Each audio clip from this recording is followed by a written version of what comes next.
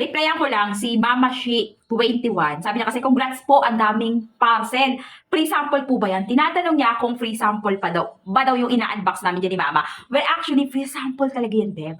No joke totally at all, free sample. At syempre, hindi lang din naman ako na-affiliate ang nakaka-receive ng ganyan. Tapos na-check ko pala yung account ni Madam. Yes, affiliate din siya. Ma'am, eto ha, may ginawa na akong video dyan. I-click mo na lang yung page ko. Pwede kayong mag-click ng page ko dyan. Bisitahin niyo yung mga posts ko, yung mga tips ko dyan, mga affiliate tips ko, meron ako dyan para sa ating lahat. Baka sakaling kahit papaano, makatulong sa ating mga katulad nating mga malilit na mga TikTok affiliate. Try nyo lang, Beb, kasi sa akin ay, ano yan, very useful yung mga mahiwagang technique na ginawa ko dyan at sinishare ko sa inyo. Baka sakaling makatulong, i-try nyo lang. Yes na yes, free sample yan. Kaya thank you Lord talaga, nabibigyan tayo ng mga free sample ng ganyan. Tsaka yung mga ginagawa natin kung paano ko ina-apply na magkaroon ng ganyang free sample, sinishare ko dito sa live, sa video ko.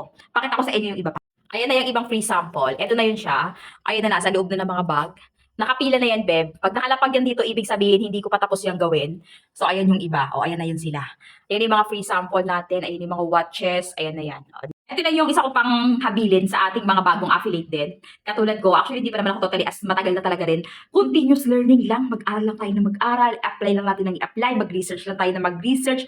Mag-self-study tayo para sa pag-affiliate. Kasi, Beb, matututo tayo sa pamamaraan natin. Huwag na tayong magpa-enroll pa sa kung saan-saan. Di ba may mga kumakalat dito ng mga academy, etos para maging affiliate lang. Alokohan yung mag-aral tayo paunti-unti at wag matakot magkamali kasi normal lang yan. Once na nagkamali tayo, mas lalong magi-improve at mas lalong magiging magaling tayo. Tapos pag magaling na tayo, syempre mag-share din tayo ng ideas and knowledge natin hanggang pati skill natin kung kaya natin i-share natin yan para at least makatulong din tayo sa mga katulad natin na gusto rin kumita na kahit nasa bahay lang. O, di ba? Good?